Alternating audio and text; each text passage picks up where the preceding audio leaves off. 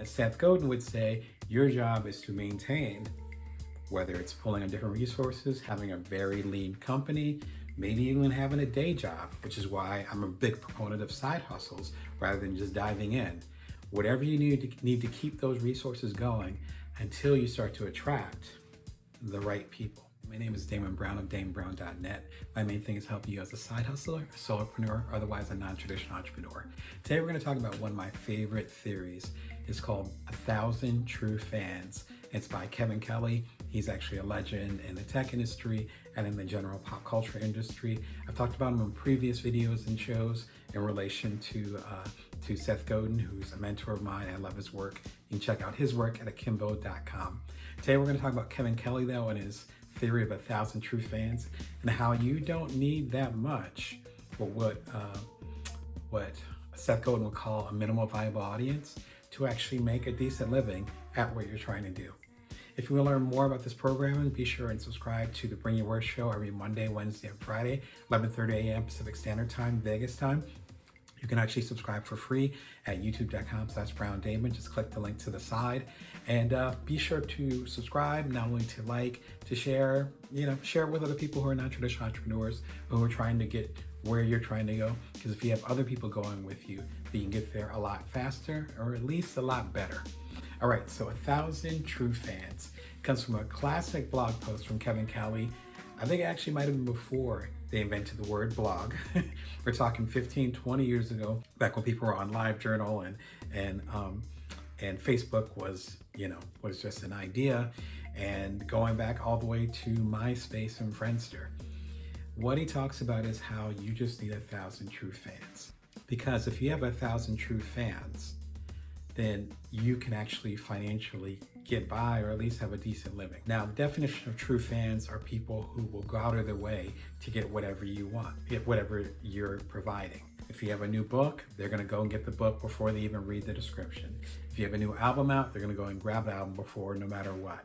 These are people who are diehard fans, as we would say nowadays. These true fans are people who are willing to pay, whether it's time, attention, service, even money, to be closer to the idea or the service or the product that you're trying to get out there. You just need 1,000 of them. His theory is this: if you have 1,000 true fans and each one of them is willing to give you $100, then you're making $100,000 a year. Again, if you have 1,000 true fans, people that will buy any product or service as soon as it comes out that you're doing, you need to get $100 from each of them annually, and you can make $100,000 a year. You can make 6 figures. Now this scales, of course. So if you have 100 true fans, then if you have each of them spending like $1,000 on the work that you're doing, you can make 6 figures. And of course it goes down from there. If you only have 10 true fans, then you better have some good product, because each of them is gonna have to spend $10,000. That's why we have certain specialized niches, like specialized lawnmowers, which were a big deal back when I lived in the Midwest. And they only need to sell a certain amount of product, but the product that they sell is so expensive, or the people that they're working with are so loyal that they're willing to go ahead and pay for it, which is an awesome thing and a rare thing. But if the product that you're selling, such as a book, ends up being not $10,000, this is a $30 book, it is not $10,000, then you might need 900 or 1,000 fans to do so along those lines, maybe even more than that. This principle matters for a whole lot of reasons, and let's dive into it. The first thing is that it focuses you on serving, not on size. I've talked about this in several videos. I'll be sure to throw some links up there, including my own journey with my startup Cuddler, and we got to 250,000 users before we ended up selling it at a profit. Before we had those 250,000 users, though, we just had 10 users, and it scaled from there.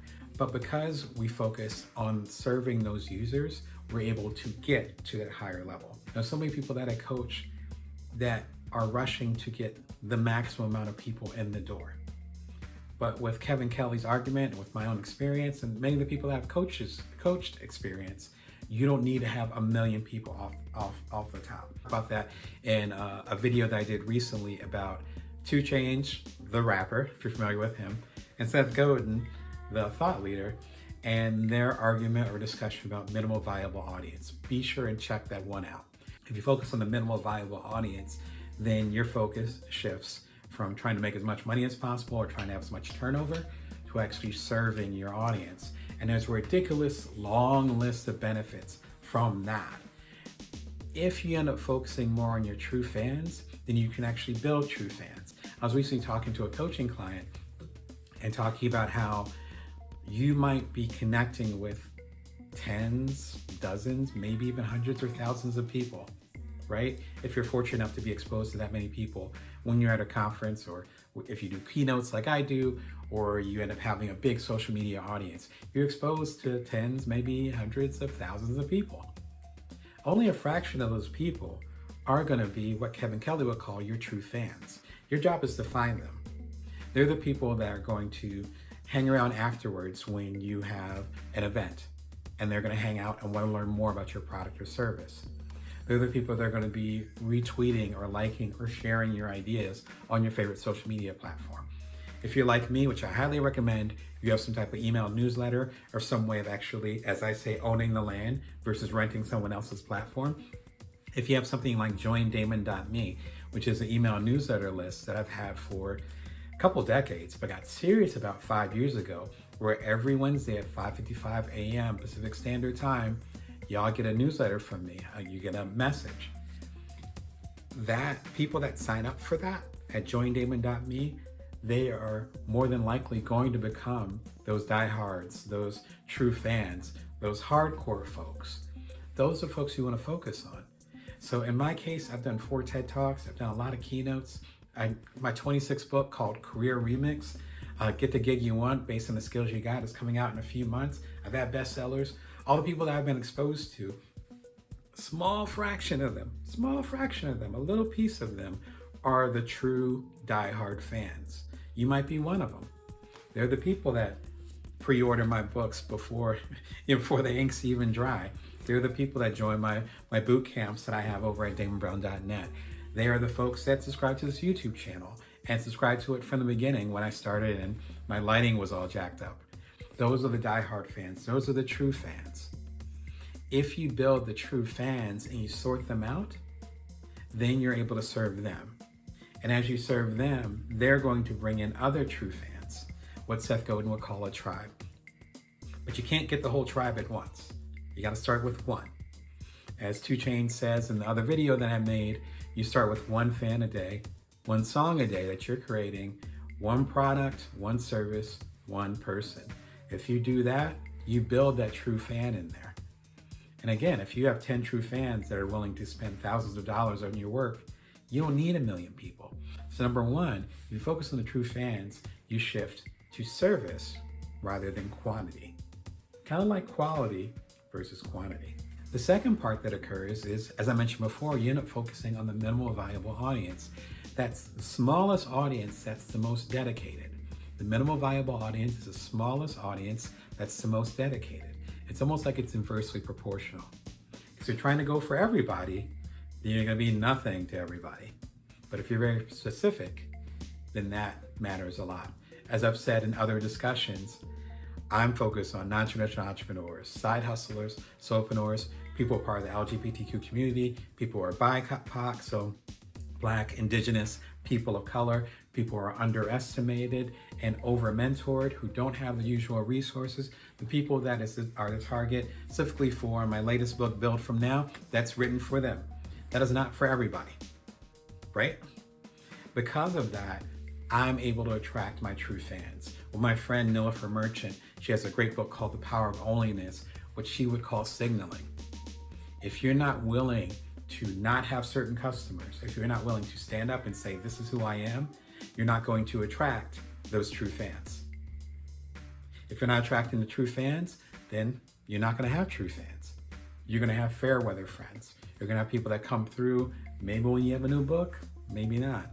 They're going to have people that will be into you because you're that hot new thing, you happen to have a bestseller. So all your energy should be going towards these true fans.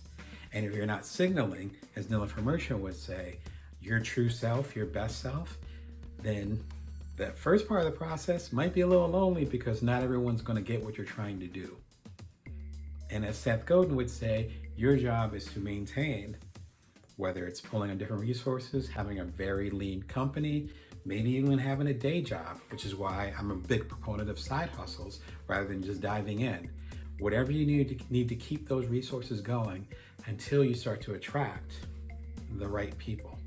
And once you start to attract the right people, then they become your true fans. As you build a rapport, as you build trust, as you build strength with these true fans, then they start to collect. And suddenly, you're making a living. Now, how many true fans you need depends on the type of work you're trying to do.